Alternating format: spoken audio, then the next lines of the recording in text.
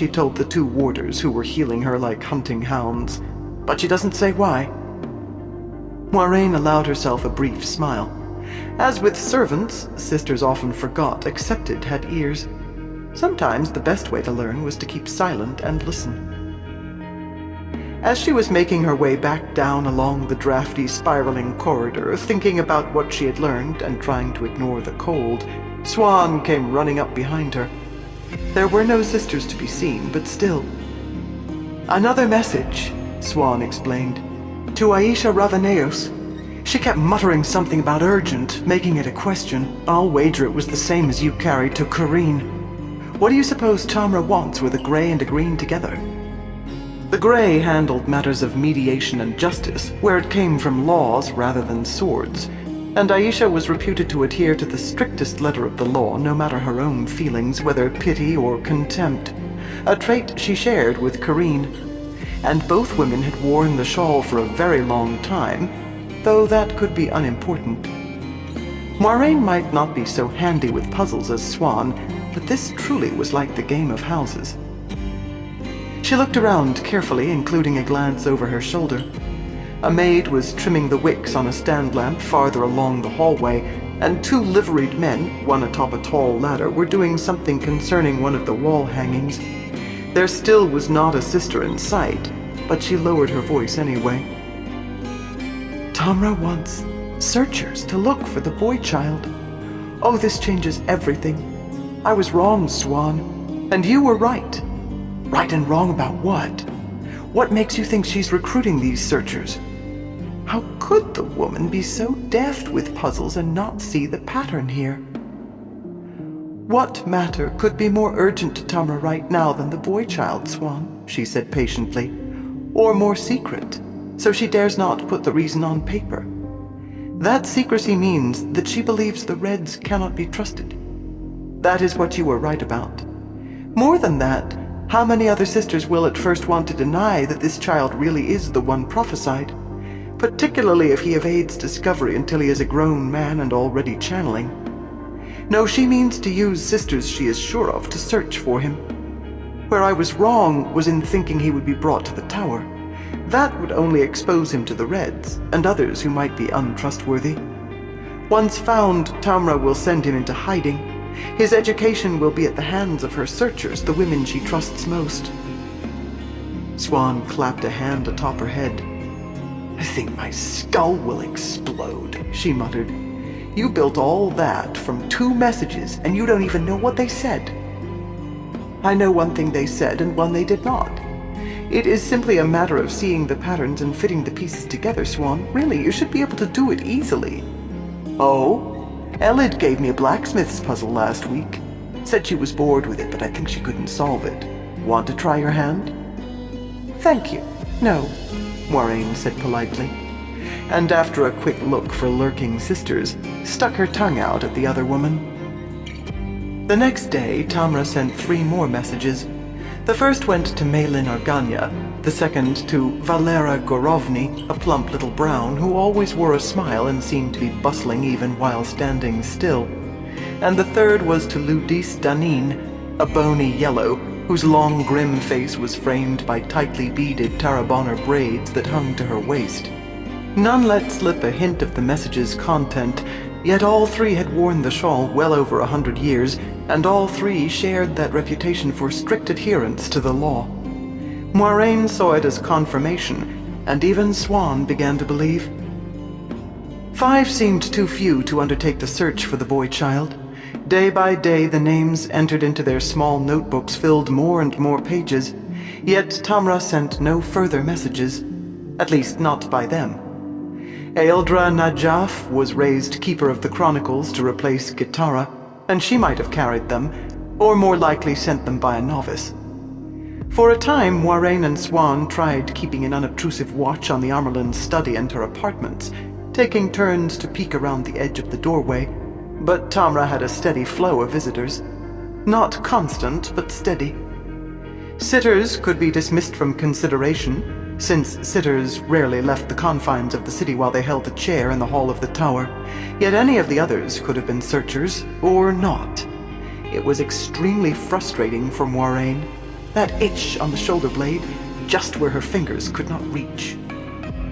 Soon enough they gave up attempts to spy. For one thing, there seemed no point.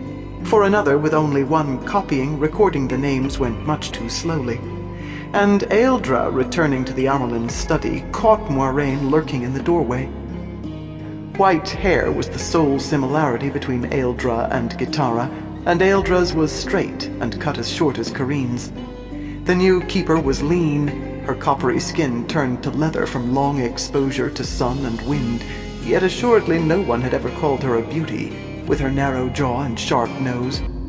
For jewelry she wore the great serpent ring alone. Her dress was of blue wool, finely woven but simply cut, and the deep blue stole on her shoulders was no more than 2 fingers wide. A very different woman from Gitara. "What are you looking at, child?" she asked gently. "Just the sisters going in and out of the Amerlin's study, Aes Sedai," Moiraine replied, every word true. Aeldra smiled. "Dreaming of the shawl. Perhaps your time would be better spent in study and practice." "We find time for both, Aes Sedai, and this work occupies my mind otherwise." "Also true. The search for the boy-child occupied every scrap of her mind, not given to thoughts she would rather not have." A faint frown creasing her forehead, Aeldra laid a hand on Moiraine's cheek, almost as if checking for fever. "Do those other dreams still trouble you? Some of the Browns know a great deal about herbs. I'm sure one will give you something to help you sleep if you need it." "Varen Sedai already has." The concoction had had a foul taste, but it did help her sleep. A pity it did not help her forget the nightmares that came when she did. "The dreams are not so bad now. Sometimes there was no way to use evasion." "Good, then." Aeldra's smile returned, but she shook a mildly reproving finger under Moiraine's nose. "Nevertheless, daydreaming in doorways is not proper for one of the accepted, child. If I see it again, I will have to take notice. You understand me?" "Yes, Aes Sedai." There would be no more spying. Moiraine began to think she would scream from that cursed itch. Chapter 8. Shreds of Serenity. There was no evading their private lessons with the sisters either. Not that Moiraine wanted to, or Swan either, but long hours sitting and writing left them surprisingly tired, and also left only the evenings free after supper. The accepted who still rode out every day at sunrise did the same, though many grumbled at it, when there were no Aes Sedai around to overhear. At least, they took lessons when lessons were offered. Some sisters refused, saying they would teach accepted again when they no longer had to give novice classes that should have been taught by accepted. All too many Aes Sedai disliked the situation. Gossip said that petitions had been presented to the Amerlin requesting a return to normal routines, but if so, Tamra rejected them.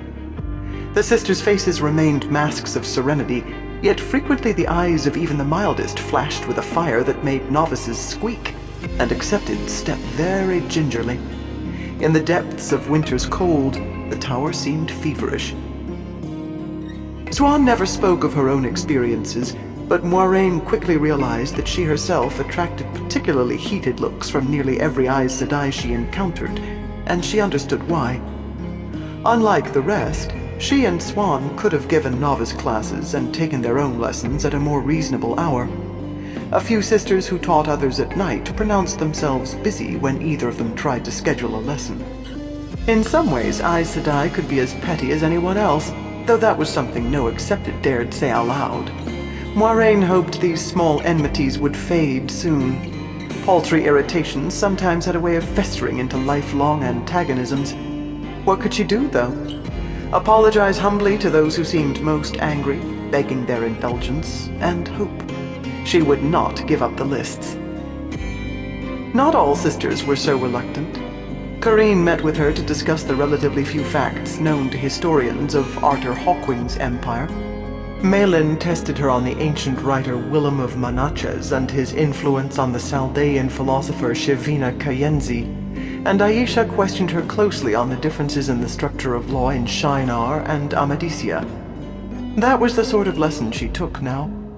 What they could teach her of the power, what she could learn of it, not always the same, had been imparted months past. Had she dared, she would have asked why they were still in the tower. Why were they not out hunting down the names on the list? Why? And yet she knew the answer. What had to be the answer? Nothing else fit. But they felt no urgency. Taking the boy from his mother straight away would be cruel. Maybe they thought they had years to find him, but if that was the case, they had not even seen the list yet, with so many entries lacking as much as a home village. Maybe they were waiting for its completion. She hoped there were other searchers, because Swan reported Valera and Ludice were still in the tower. No urgency. Moiraine burned with it. Rumor said the fighting continued, many leagues southeast, but only in skirmishes, though some were said to be fierce. Apparently no one among the commanders of the Coalition army wanted to press too hard on dangerous foes, who were, after all, in retreat. That last was certain, at least, reported by Aes Sedai. Rumor said many of the Murandians and Daltarans had already packed up and headed south for home, that the Amadisians and Gildanin planned on following soon. Rumor added that word had come of troubles along the Blight, and the Borderlanders would soon ride north. Aes Sedai, it seemed, paid no heed to rumors. She tried bringing the tales up with them, but rumor is irrational and has no place here, child, Malin told her firmly, her gaze serene above the teacup balanced on her fingertips. Now, when Shavina said that reality is illusion, where did she gain insight from Willem, and what was her own? If you want to talk of rumors, make them rumors of Hawkwing, Karine said, voice sharp. She always toyed with one of her knives while teaching, using it for a pointer. Tonight it was a poor man's belt knife, so old that the wooden handle was cracked and warped. The Light knows half of what we have of him is rumor. Aisha sighed and pointed a stout finger, her soft brown eyes suddenly quite hard. A plain-faced woman who could have passed for a farmer's wife, she wore a wealth of jewelry, earrings with large fire drops, long necklaces of both emeralds and rubies, but only the golden great serpent for a finger ring. If you cannot keep your mind on the matter at hand, perhaps a visit to Marian is in order. Yes, I thought you'd say that.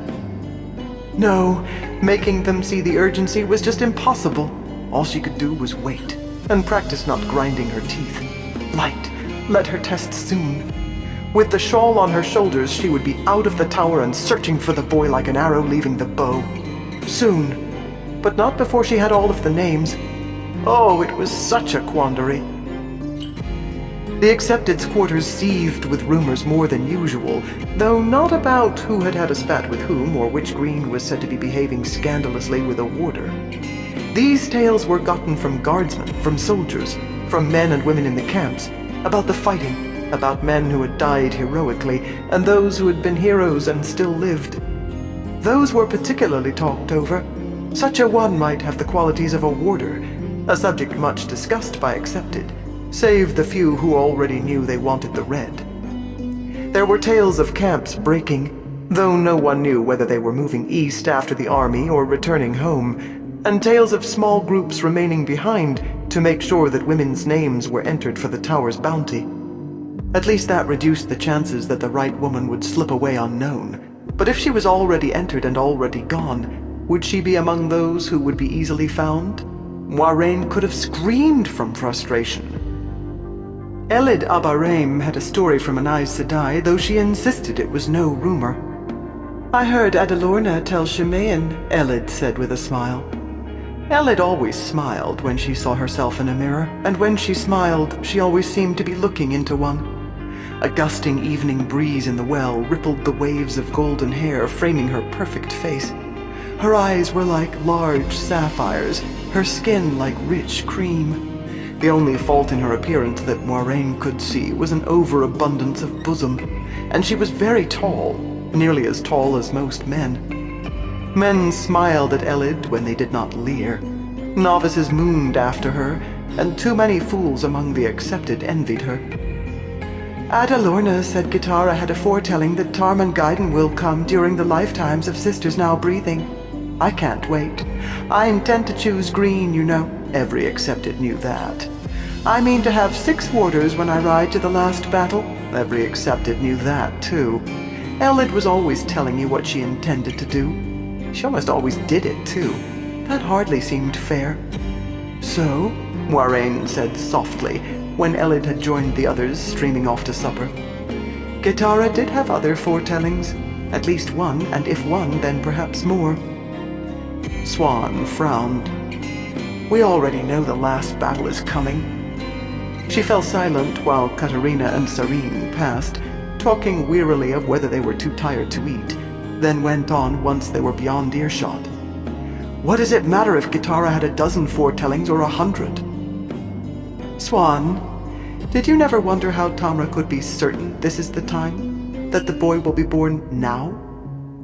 I would say it is very likely that at least one of those other foretellings spoke of him. Something that, put with what we heard her say, told Tamra that now is the time. It was Moiraine's turn to frown in thought. Do you know how the foretelling was with Gitara? It took different women in different ways, including how they gave voice to a foretelling. The way she spoke, he could have been being born at that instant. Maybe the shock of that was what killed her. The wheel waves as the wheel wills, Swan said glumly, then gave herself a shake. Light, let's go eat. You still need practice. They had resumed the practicing too, at least at night, and Mirelle continued to help when she was not so tired that she went straight to her bed after supper, or sometimes before. Enough of the accepted did one or the other that the galleries were still and silent long before the lamps were extinguished. The practice went poorly for Moiraine, especially in the beginning. The very first night, Elida entered her room while she was suffering Swan and Mirelle's torments on her flowered rug. The fire had been built as high as the small hearth would accept, but the best that could be said was that the blaze took the edge off the chill. At least it was not freezing. I'm glad to see you're not taking the excuse of your work to avoid practice, the Red Sister said. Her tone said she was surprised to see it, and contempt wrapped the word work.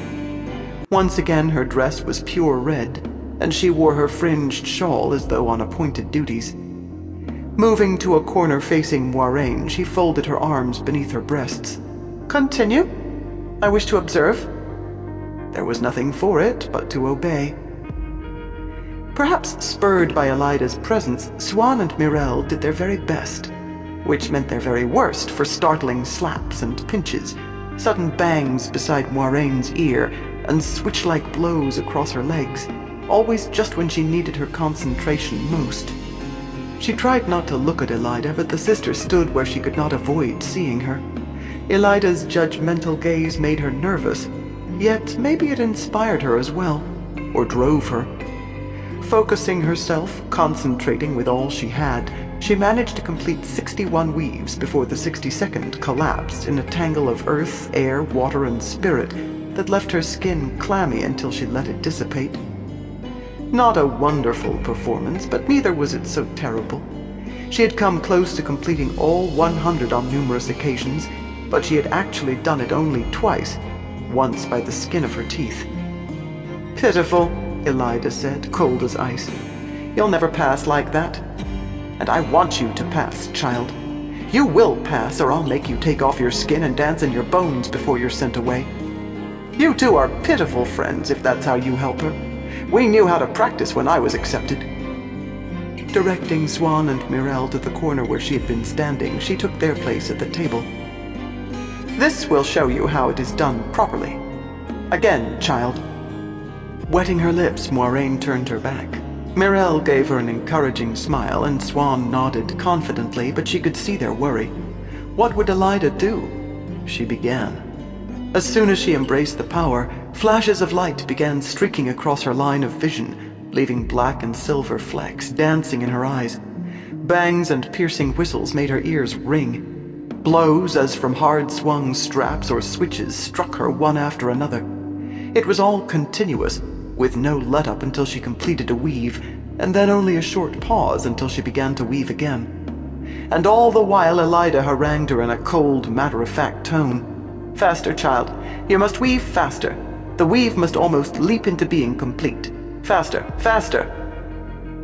Clutching at serenity with her fingernails, Moiraine reached only the 12th weave before her concentration broke completely.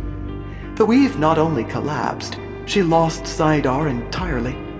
Blinking, she tried to clear the dancing flecks from her sight, and more successfully to blink back tears. Pain covered her from shoulders to ankles, bruises, aching, welts, throbbing, stinging from sweat. A constant chime was sounding in her ears. "Thank you, Aes Sedai," Siuan said quickly. "We see what we must do now." Mirelle's hands were clutching her skirts in fists. Her face was ashen, her eyes wide with horror.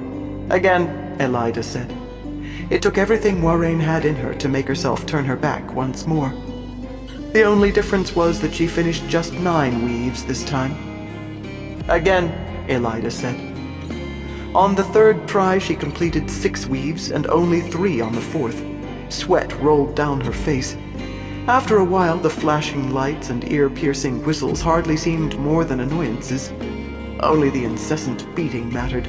Only the endless beating and the endless pain.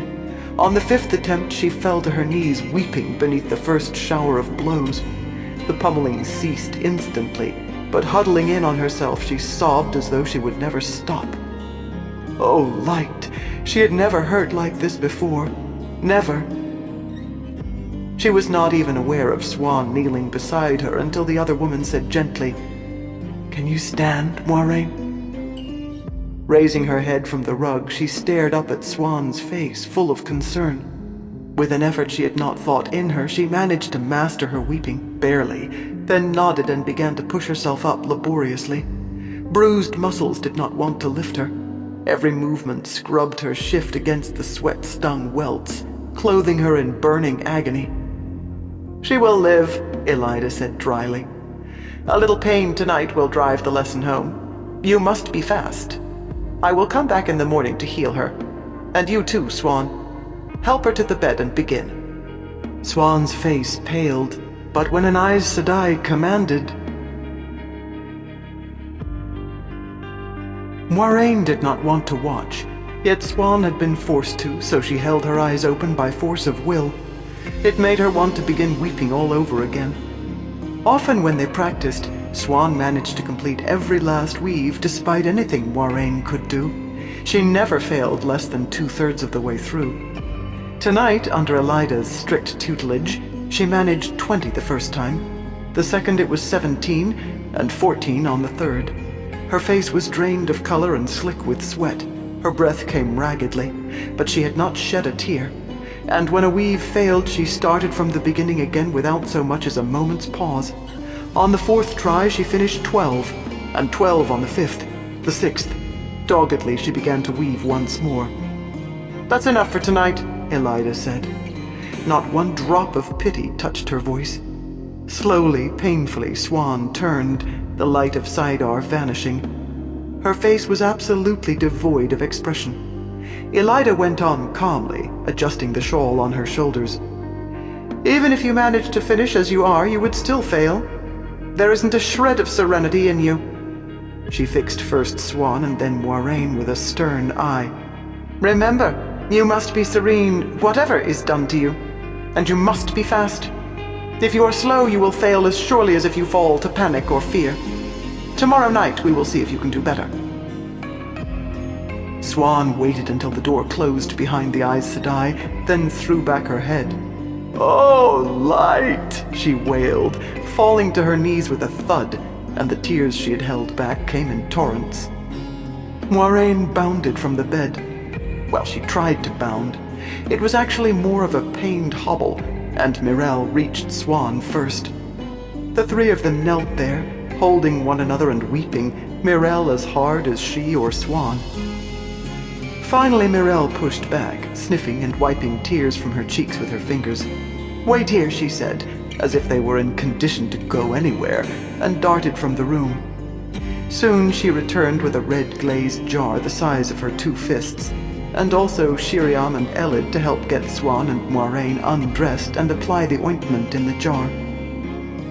"This is wrong," Elid said fiercely once the pair of them were naked, and she was opening the jar. all the gasping over their welts and bruises finished. Shiriam and Mirel nodded quick agreement.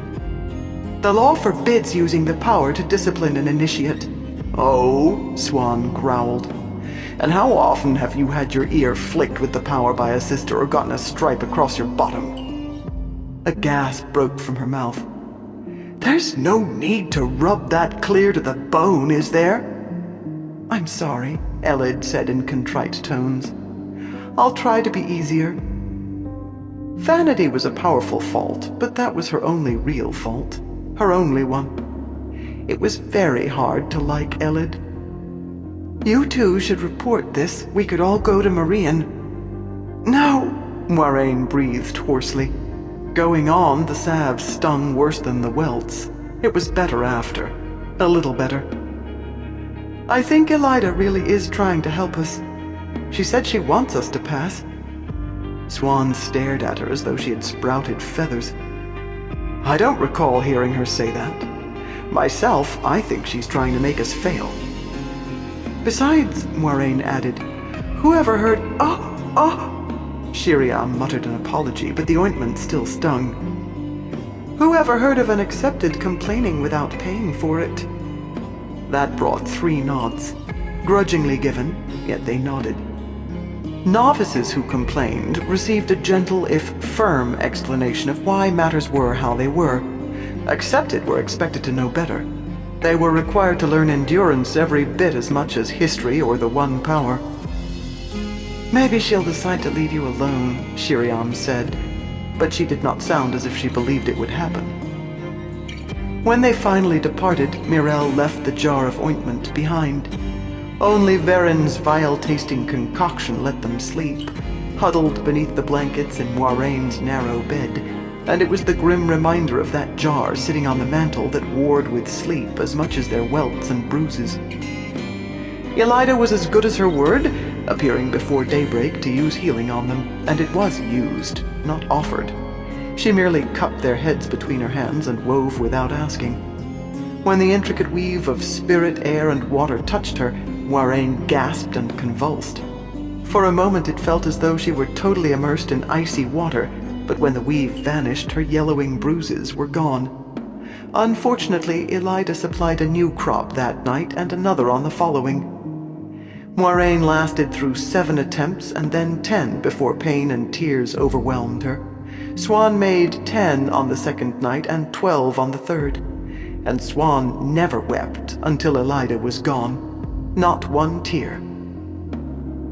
Shiriam, Mirel, and Elid must have kept watch, for each night after Elida left, they appeared to offer commiseration while undressing Swan and her and spreading the salve on their injuries. Elid even tried telling jokes, but no one felt like laughing. Moiraine began to wonder whether the jar held enough ointment to last. Had she misheard? Could Swan be right, that Elida wanted them to fail? A cold terror settled in her belly, a leaden lump of ice. She was afraid that the next time she would beg Elida to stop. But Elida would not. She was certain of that, and it made her want to cry. On the morning after Elida's third visit, though, it was Marian who woke them in Swan's bed and offered healing. She will not trouble you in this manner again, the motherly Aes Sedai told them once their bruises were gone. How did you find out? Moiraine asked, hurriedly pulling her shift over her head. With them sleeping like the dead under the influence of Varen's mixture, the fire had burned down to ashes in the night, and the air in the room was cold, if not quite so cold as it had been only days earlier, but the floor was little warmer. She snatched up her stockings from where they had been left, draped over a chairback. I have my ways, as you should know, Marian replied mysteriously.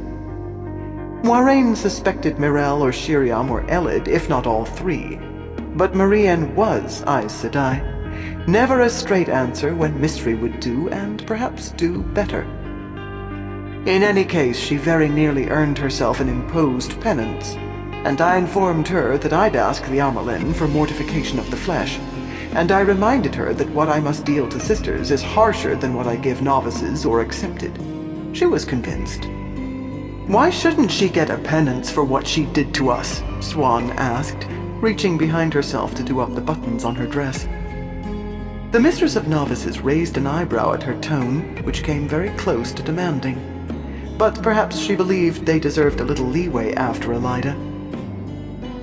Had she used Sidar to punish or coerce you, I'd have seen her strapped to the triangle for birching.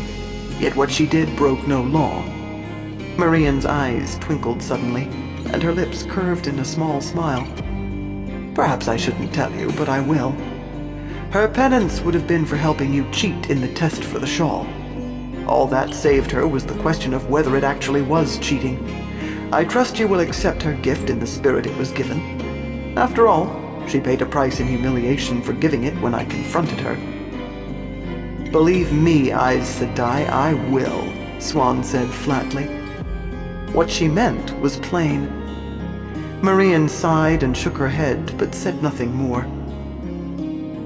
The icy lump that had melted from Moiraine's middle when she learned there would be no further lessons from Elida returned twice as large. She had almost helped them cheat. Could she have given them a foretaste of the actual test for the shawl? Light. If the test meant being beaten the whole way, oh, Light, how could she possibly pass? But whatever comprised the test, every woman who wore the shawl had undergone it and succeeded. She would as well. Somehow she would. She pushed Mirelle and Swan to be harder on her, but though they sometimes made her weep, they refused to do what Elida had done. Even so, again and again she failed to complete all 100 weaves. That lump of ice grew a little larger every day. They did not see Elida again for 2 days, and then it was on their way to dinner at midday. The Red Sister stopped beside a tall stand lamp at the sight of them, speaking not a word as they curtsied. Still silent, she turned to watch as they passed her. Her face was a severe mask of serenity, but her eyes burned. Her gaze should have scorched the wool of their dresses. Moiraine's heart sank. Clearly Elida thought they had gone to the Mistress of Novices themselves, and she had paid a price in humiliation, according to Marian. Moiraine could think of several ways that the threat of a penance could be used to make Elida give way, and every one of them would have wrung the sister with humiliation. The only question was, how hard had Marian wrung? Very hard, likely. She did speak of the novices and accept it as being hers. Oh, this was no small enmity that might fester over time. What was in Elida's eyes was full-blown animosity. They had acquired an enemy for life. When she told Swan as much, and her reasoning, the taller woman grunted sourly. Well, I never wanted to be her friend, did I? I'll tell you, once I gain the shawl, if she ever tries to harm me again, I'll make her pay. Oh, Swan, Moiraine laughed.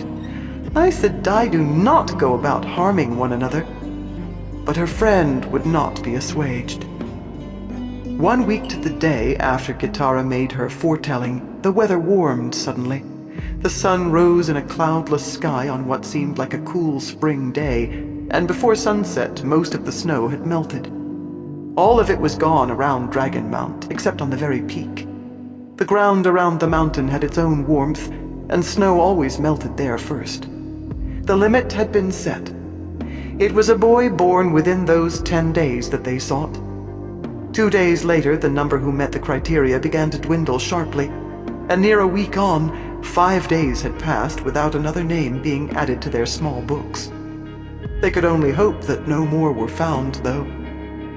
9 days after the thaw, in the dim light before dawn, Marian appeared on the gallery as Swan and Moiraine were leaving for breakfast. She was wearing her shawl. "Moiraine Damodred," she said formally, "you are summoned to be tested for the shawl of an Aes Sedai. A light to keep you whole and see you safe." Chapter 9. It begins. Marian barely allowed time for a quick hug from Swan before leading Moiraine away, and with every step the lump of ice in Moiraine's middle grew. She was not ready. In all of her practices she had managed to complete all of the weaves only twice, and never under anything approaching the pressure Elida had put on her. She was going to fail and be put out of the tower. She was going to fail. Those words throbbed in her head, a drum beat marking the walk to the headsman's axe. She was going to fail. As she followed Marian down a narrow staircase that spiraled deep into the bedrock beneath the tower, a thought occurred to her. If she failed, she would still be able to channel, at least so long as she remained circumspect. The tower frowned on ostentation in the women who were sent away, and when the tower frowned on something, only fools failed to take heed. The sisters said those sent away all but gave up touching Saidar for fear of overstepping the tower's strictures inadvertently, but giving up that rapture was beyond her comprehension. She knew she never would, whatever happened. Another thought, seemingly unconnected. If she failed, she would still be Moiraine Damodred, scion of a powerful if disreputable house. Her estates would no doubt need years to recover from the ravages of the Aiel, but surely could still supply an adequate income. A third thought, and it all came together so obvious that clearly she had been thinking of it all along on some deeper level. She still had her book, with its hundreds of names, in her belt pouch. Even if she failed, she could take up the search for the boy. That carried dangers, of course. The tower more than merely disliked outsiders meddling in its affairs, and she would be an outsider then. Rulers had learned bitter regret for interfering where the tower planned. How much worse for a young exile, however powerful her house. No matter. What would be, would be. "The wheel weaves as the wheel wills," she murmured, earning a sharp look from Marian. The ritual was far from complex, but it must be adhered to. That she had forgotten that once below ground she must be silent until addressed said little for her chances in the actual test. It was very odd. She wanted to be Aes Sedai more than she wanted life, yet the knowledge that she could take up the search, whatever happened here, the knowledge that she would, quieted that drumbeat in her head. It even made the frozen lump dwindle. A little. One way or another, in a few days she would begin her own search. Light let it be as Aes Sedai. The lofty passages Marian led her along, carved through the rock of the island, as wide as any in the tower, were lit by lamps in iron brackets high on the pale walls, though many crossing corridors lay shrouded in darkness, or with only widely spaced lamps, making small lonely pools of light. The smooth stone floor was free of any speck of dust. The way had been prepared for them. The air was cool and dry, and beyond the faint scuff of their slippers, silent. Except for storerooms on the highest levels, these basements were seldom used, and everything was plain and unadorned. Dark wooden doors lined the corridors, all shut, and as they went deeper, securely locked. Many things were kept down here, safe from prying eyes. What was done down here was never for outside eyes either. On the very lowest level, Marian stopped before paired doors larger than any they had passed, as tall and wide as fortress gates, but polished to glistening and lacking iron straps. The Aes Sedai channeled, and flows of air swung the doors open silently on well-oiled hinges.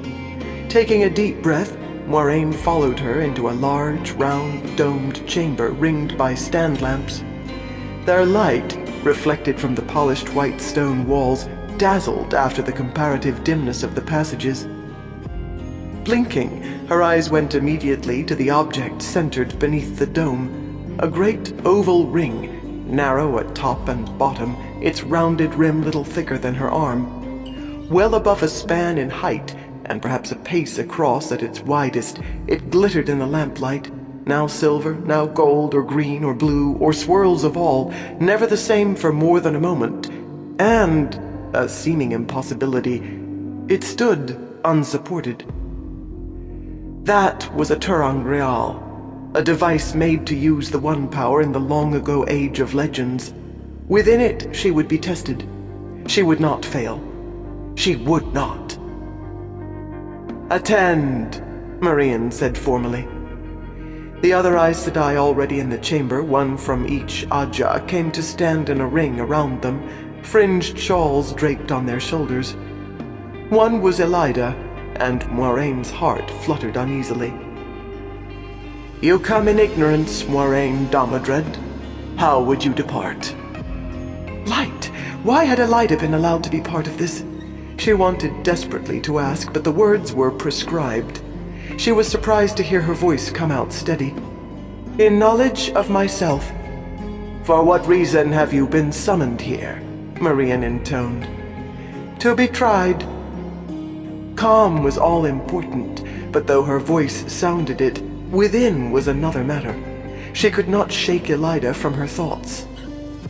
"For what reason should you be tried?" "So that I may learn whether I am worthy." All of the sisters would try to make her fail. That was the test, after all. But Elida might try the hardest. Oh, Light, what could she do? "For what would you be found worthy?" "To wear the shawl." And with that, she began to disrobe. According to ancient custom, she must test clad in the light, symbolizing that she trusted to the light's protection alone. As she undid her belt, she suddenly remembered the small book in her pouch. If that were discovered! But to falter now was to fail. She laid belt and pouch on the floor beside her feet and reached behind her back to work at her buttons. "Therefore I will instruct you," Marian went on. "You will see this sign upon the ground." She channeled and her finger drew a six-pointed star in the air, two overlapping triangles written for an instant in fire. Moiraine felt one of the sisters behind her embrace Saidar, and a weave touched the back of her head. "Remember what must be remembered," the sister murmured. It was Anaya, the blue. But this was not part of what she had been taught. What did it mean? She made her fingers march steadily along the buttons down her back. It had begun, and she must proceed in utter calm. "When you see that sign, you will go to it immediately, at a steady pace, neither hurrying nor hanging back, and only then may you embrace the power. The weaving required must begin immediately, and you may not leave that sign until it is completed." "Remember what must be remembered," Anaya murmured. "When the weave is complete," Marian said, "you will see that sign again, marking the way you must go, again at a steady pace, without hesitation." "Remember what must be remembered." 100 times you will weave, in the order you have been given, and in perfect composure." "Remember what must be remembered," Anaya murmured for a final time, and Moiraine felt the weaving settle into her, much as healing did. All of the sisters, save Marian, moved away and formed a circle around the ter'angreal. Kneeling on the stone floor, each embraced Saidar. Surrounded by the light of the power, they channeled, and the color shifting of the oval ring increased in speed until it flashed like a kaleidoscope attached to a mill wheel. All of the 5 powers they wove, in a complexity nearly as great as anything required in the test, every sister concentrating on her task. No, not true. Not completely. Elida glanced away, and her gaze was stern and heated when it touched Moiraine. A red-hot awl fit to bore into her skull. She wanted to wet her lips, yet perfect composure meant exactly that. Protection of the light or no, removing her clothes in front of so many was not easy, but most of the sisters were concentrating on the ter'angreal. Only Marian was watching her now, watching for hesitation, for a break in her outward serenity. It was begun, and a break now brought failure. Yet it was just outward calm, a mask of smooth features that carried no deeper than her skin. Continuing to undress, she carefully folded each garment and placed it in a neat pile atop her belt and pouch. That should do. All of the sisters, save Marian, would be occupied until her test was done. At least she thought they would, and she doubted the Mistress of Novices would rummage through her clothing. In any case, there was nothing else to do now. Slipping off her great serpent ring, last of all, and laying the circlet of gold atop the rest brought a pang. Since winning that, she had worn it even when bathing. Her heart was racing, thudding so hard she was certain Marian must be able to hear. Oh, light, Elida. She would have to be very wary. The woman knew how to break her. She must watch and be ready. After that, she could only stand and wait. Her skin quickly pebbled with gooseflesh in the cool air, and she wanted to shift her bare feet on the stone floor, which was more than cool. Perfect composure. She stood still, back straight, hands at her sides, and breathed evenly. Perfect composure. Light, help her. She refused to fail just because of Elida. She refused. But that lump of ice in her belly spread its chill along her bones. She let none of it show. A perfect mask of composure. The air in the opening of the ring suddenly turned to a sheet of white. It seemed somehow whiter than the wool of her skirts, whiter than snow or the finest paper, yet rather than reflect the stand lamps, it seemed to absorb some of their light, making the chamber grow dim. And then the tall oval ring began to revolve slowly on its base, without the slightest sound of stone grating against whatever it was made of. No one spoke.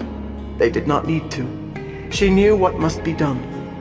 Unwavering, at least on the outside, she walked toward the turning ring at a steady pace, neither hurrying nor hanging back. She would pass whatever Elida did. She would. She stepped into the whiteness and through and wondered where in the light she was and how she had come there. She was standing in a plain stone corridor lined with stand lamps, and the only door at the far end stood open on sunlight. In fact, the only way out. Behind her was a smooth wall. Very strange. She was certain she had never seen this place before. And why was she there, unclothed? Only the certainty that she must display absolute calm kept her from covering herself with her hands. Anyone might walk in through that far door at any moment, after all. Suddenly she noticed a dress lying on a narrow table halfway down the hall. She was positive neither table nor dress had been there a moment earlier, but things did not suddenly appear from thin air. She thought she was certain of that. Fighting not to hurry, she walked to the table and found a full set of garments. The slippers were embroidered black velvet, the white shift and stockings of the finest silk, the dress of only slightly heavier material in a dark shimmering green, well cut and meticulously sewn. Bars of red, green, and white, each 2 inches tall, made a narrow line of color down the front of the dress from the high neck to below knee level. How could a dress with her own house colors be here? She could not recall the last time she had worn a dress in that style, which was very odd, for surely it had passed out of fashion no more than a year or 2 ago. Her memory seemed full of holes, chasms. Still, once she was clothed again, looking over her shoulder to do up the tiny mother-of-pearl buttons by her reflection in the stand mirror. Where had that come from? No, best not to worry over what seemed beyond explanation.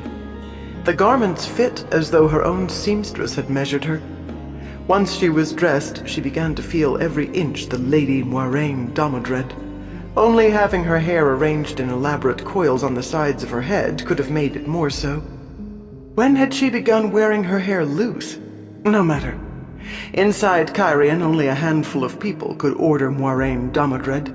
Most obeyed her commands. She had no doubt she could maintain whatever serenity was necessary. Not now. The door at the end of the hallway opened onto a large, circular courtyard surrounded by tall brick arches supporting a columned walk. Gilded spires and domes suggested a palace, yet there was no one in sight. All lay silent and still beneath a clear spring sky. Spring, or a cool summer day, perhaps. She could not even remember what time of year it was. But she remembered who she was, the Lady Moiraine, who had been raised in the Sun Palace, and that was sufficient. She paused only long enough to locate the 6-pointed star made of polished brass set into the paving stones in the center of the courtyard, and, gathering her skirts, stepped outside. She moved as one born in a palace, head high, unhurrying. At her second step, the dress vanished, leaving her in her shift. That was impossible. By force of will, she continued her regal walk, serene, confident. 2 more steps and her shift melted away. By the time silk stockings and lace garters went halfway to the shiny brass star, they seemed a grievous loss. That made no sense, but at least they had been some covering. A steady pace, serene and confident. 3 men strolled out from one of the brick arches, bulky, unshaven fellows in rough-woven coats, the sort who wasted their days drinking in taverns or the common rooms of inns. Certainly not men who would be allowed to wander inside a palace. Color touched her cheeks even before they noticed her and began leering. Ogling her! Anger flashed in her and she suppressed it. Serenity, a steady movement, neither hurrying nor hanging back. It had to be so. She did not know why, only that it must be. One of the men raked his fingers through his greasy hair as though to straighten it, making a greater mess in the process. Another straightened his ragged coat. They began sauntering toward her, oily smirks twisting their faces. She had no fear of them, just the burning consciousness that these ruffians were seeing her without a stitch, without a single stitch. Yet she dared not channel until she reached the star. Utter calm and a steady pace. Deep-buried anger twitched and strained, but she held it down. Her foot touched the brass star and she wanted to gasp with relief. Instead, she turned to face the 3 louts, and embracing Sidar, channeled air in the required weave. A solid wall of air 3 paces high flashed into being around them and she tied it off. That was allowed. It rang with the sound of steel when one of them struck it. There was a 6-pointed star gleaming in the brickwork at the top of the very arch the men had come out of. She was certain it had not been there earlier, yet it certainly was now. Walking at a steady pace became difficult, passing the wall of air, and she was glad she still held the power. By the curses and shouts she could hear from inside it, the men were attempting to climb out by scrambling atop one another's shoulders. Again, she was not afraid of them, just of them seeing her naked again. Color stained her cheeks once more. It was very hard not to pick up her step, but she concentrated on that, on keeping her face smooth and unruffled, however red. Stepping through the arch, she turned, ready in case they... Light! Where was she? And why was she unclothed? Why was she holding Sidar? She released it uneasily as well as reluctantly. She knew she had completed the first weave of 100 she must make out there in that empty courtyard. She knew that much and no more, except that she must go on. Luckily, a set of garments lay on the floor just inside the arch. They were rough wool and thick, the stockings scratchy, yet they fit as though made for her, even the heavy leather shoes. Ugly things, but she put them on. It was very strange, given that what had seemed a palace courtyard lay behind her, but the doorless corridor she walked along was rough-dressed stone, lit by lamps set in iron brackets high on the walls, more suited to a fortress than a palace. It was not entirely doorless, of course. It could not be. She had to go on, and that meant she had to go somewhere. Even odder than the corridor was what the lone doorway at the far end revealed. A tiny village lay before her, a dozen small thatch-roofed houses and ramshackle barns, apparently abandoned in a dire drought. Warped doors creaked on their hinges as the wind blew dust along the single dirt street beneath a pitiless noonday sun. The heat struck her like a hammer, drenching her in sweat before she had gone 10 paces. She was suddenly glad for the stout shoes. The ground was rocky and might well have burned her in slippers. One stone well stood in the middle of what might once have been called the village green, a patch of dry dirt with scattered tufts of desiccated grass. On the cracked green tiles that made a rim around the well, where once men and women had stood to draw water, someone had painted a 6-pointed star in red paint, now faded pale and chipped. As soon as she stepped onto that star, she began to channel. Air and fire, then earth. As far as she could see lay parched fields and twisted, bare-branched trees. Nothing moved in that landscape. How had she come here? However it had happened, she wanted to be away from this dead place. Suddenly she was ensnared in black-claw bushes, the dark inch-long thorns driving through her woolens, pricking her cheeks, her scalp. She did not bother with thinking it was impossible. She just wanted out. Every piercing burned, and she could feel blood trickling from some. Calm. She must display complete calm. Unable to move her head, she tried to feel for a way to pull at least a few of the tangled brown branches away, and very nearly gasped as sharp points dug into her flesh. Fresh blood dribbled down her arms. Calm. She could channel other weaves than what was required, but how to get rid of these cursed thorns? Fire was useless. The bushes looked dry as tinder, and burning them would envelop her in flames too. She continued weaving while she thought, of course. Spirit, then air. Spirit followed by earth and air together. Air, then spirit and water. Something moved on one of the branches. A small, dark shape on 8 legs. A memory drifted up from somewhere, and her breath caught in spite of herself. Keeping her face smooth strained her abilities to the utmost. The Death's Head spider came from the Aiel waste. How did she know that? Its name came from more than the gray marking on its back that resembled a human skull. 1 bite could sicken a strong man for days. 2 could kill him. Still weaving the useless snarl of the 5 powers, why would she want to weave such a thing? But she must. Still weaving, she swiftly divided the flows and touched the spider with a tiny but very intricate weave of fire. The thing flashed to ash so quickly it did not so much as scorch the branch. It would not take much to set the bushes alight. Before she could feel relief, however, she spotted another spider crawling toward her, and killed it with that small weave, and then another and another. Light! How many were there? Her eyes, the only part of her that could move, searched hurriedly, and almost everywhere they lit she found another Death's Head crawling toward her.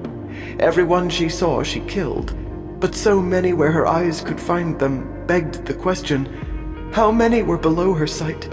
Or behind her? Calm. Burning spiders as rapidly as she could locate them, she began to weave faster at that great useless lump. In several places, thin tendrils of smoke rose from blackened spots on the branches. Holding her face in a smooth, frozen mask, she wove faster and faster. Dozens more spiders died, and more tendrils of smoke rose, some thicker. Once the first flame showed, it would spread like the wind. Faster, faster. The last threads fell into place in the worthless weave, and as soon as she stopped weaving, the black claw bushes vanished. They were simply gone. The thorn pricks were not, but they hardly concerned her right then. She very much wanted to scramble out of her clothes and shake them out thoroughly, using flows of air. The spiders on the bushes had disappeared with the bushes, but what about any that might have crawled onto her dress, or inside it? Instead, she searched for another 6-pointed star and found it carved above the door of one of the thatch-roofed houses.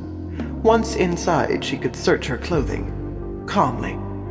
She stepped through into pitch blackness, and found herself wondering where she was, and how she had gotten there. Why was she dressed in a farmer's woolens, and why was she bleeding as though she had rolled in a thorn bush? She knew that she had completed 2 of the 100 weaves she must make, and nothing more. Not even where the first had been made. Nothing except that the way she must go lay through this house. She did not look back at the bleak landscape behind her. All she could see ahead was a faint patch of light across the room. Strange. She was sure the windows had been unshuttered. Perhaps that glow indicated some way out, a crack beside a door, perhaps. She could have made a light, but she must not embrace the power again yet. Darkness held no fears for her, but she walked carefully to avoid bumping into anything. Nothing impeded her, though. For nearly a quarter of an hour she walked, with the patch of light slowly growing larger, before realizing that what she saw was a doorway. A quarter of an hour. In a house she could have walked around twice in a quarter of that. A very peculiar place, this. A dream, she would have thought, had she not known it was not. It took almost as long again to reach the doorway, which opened onto a scene as strange as that long walk. A solid wall of massive stones, 5 paces high and 30 on a side, surrounded a stone-paved square, but she saw nothing beyond it. Not one building, not a tree. Nor were there any gates or doors. The one she had come out of was gone when she glanced back. A very casual glance, with her face holding its mask of calm as though it were carved. The air was moist and spring-like, the sky bright and clear save for a few drifting white clouds, yet that failed to dent the ominous feel of the place. The 6-pointed star, a span across, was carved into the center of the square, and she walked toward it as close to quickly as she dared. Just before she reached it, a massive form in spiked mail pulled itself up on the wall and dropped down inside. It was as tall as an ogier, but no amount of squinting could make it seem human, though the body was human in form. A wolf's jaws and twitching ears made a horror of a face otherwise that of a man. She had seen drawings of Trollocs, but never before one in the flesh. Shadow spawn, born of the war that ended the Age of Legends. Servants of the Dark One, Trollocs inhabited the shadow-corrupted Blight along the borderlands. Could she be in the Blight? Her blood chilled at the thought. Behind her, she heard the thud of boots landing heavily, and of hooves. Not all Trollocs had human feet. The wolf-muzzled creature drew a huge, scythe-curved sword that had been hanging on its back and began to run at her. Light, the thing was fast. She heard more running feet, running hooves. More Trollocs dropped over the wall ahead of her, faces marred with eagles' beaks and boars' tusked snouts. One more step and she was on the star. Straight away she embraced Sidar and began to weave. The required weave first. But as soon as the first strands of air, earth, and spirit were laid down, she divided her flows, making a second weave and a third of fire. There were a number of ways to produce balls of fire, and she chose the simplest. Throwing with both hands, she hurled them at the nearest Trollocs and spun, still weaving fire. She had to pause in the more important weave, but so long as she was quick enough... Light! There were a dozen Trollocs in the square with her, and more climbing over the walls. With both hands she threw as fast as she could weave, aiming for those